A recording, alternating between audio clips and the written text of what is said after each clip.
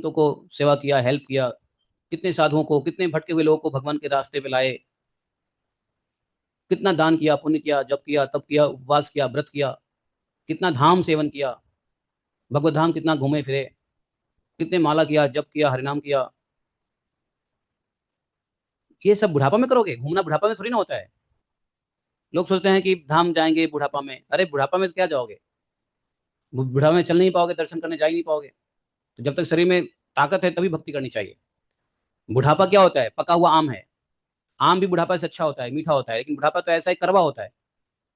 पका हुआ कड़वा आम कह लो, मीठा आम भी नहीं होता बुढ़ापा। बुढ़ापा में बड़े कष्ट होते हैं। आम तो मीठा होता है, बुढ़ापा बड़ा कष्ट में पका हुआ एक उम्र है। मन आलस में रहेगा, मन हमेशा लेटे हुए रहेगा, ऐसा रहे कोई हमें सेवा करता रहे। पूरी जवानी व्यक्ति देता है अपने परिवार को, अपने धन कमाने में। बुढ़ापा में आएंगे भगवान के पास है। जब थक हार गए तो भगवान के पास आओगे, क्या भगवान कर ले? भगवान के लिए क्या कर, कोई सेवा कर पाएंगे? भगवान के लिए भगवान का दर्शन भी नहीं कर पाएंगे धाम में जाकर के। इसलिए शरीर में व्याधि, रोग, बुढ़ापा आए, बुढ़ापा भी एक रोग है, तो उससे पहले ही धाम सेवा का सेवन कर लेना चाहिए। धाम सेवन तो करते ही रहना चाहिए बुढ़ापा में। जितना घूमना है घूम लो, जितना देखना है देख लो, जितना भजन करना है भजन कर लो, जितनी सेवा करनी है कर लो। बुढ़ापा में तो दूसरे से सेवा लेने की दरकार आ जाती है। नहीं, दूसरे से सेवा लेने की दरकार आ जाती है बुढ़ापा में। क्या सेवा करोगे?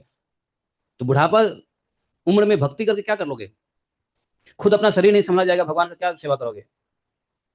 नहीं। इसलिए बोला कि भाई प्रयत्न कर लो अपने कल्याण के लिए।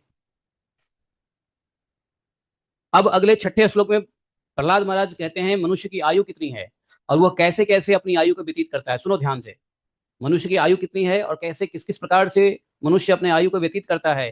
तो छठे श्लोक में बोले, पुरुषो वर्ष शतम ही आयु तदर्ध तदर्धम च अजितात्मनः निष्फलम यद शौरात्याम सेते अंधम प्रापितस्तमः। बोले कि मनुष्य की आयु तो 100 वर्ष की है, और जिस जो जो मनुष्य ने अपने इंद्रियों को बस में नहीं कर लिया, उनकी आयु का आधा हिस्सा तो ऐसे ही खत्म हो जाता है। कहते हैं कैसे खत्म हो जाता है? आयु का आधा हिस्सा कैसे खत्म हो जाता है? अरे फाइन, पंखा कैसे लगा? अच्छा, उसमें लगा हुआ है। तो बोले आयु का आधा हिस्सा कैसे खत्म हो जाता है? इंद्रियों को संतुष्ट तुष्ट करने में। जैसे 24 घंटा होता है, 24 घंटे में व्यक्ति 12 घंटा से 16 घंटा तो अपने इंद्रिय तृप्ति में लगा देता। नहीं,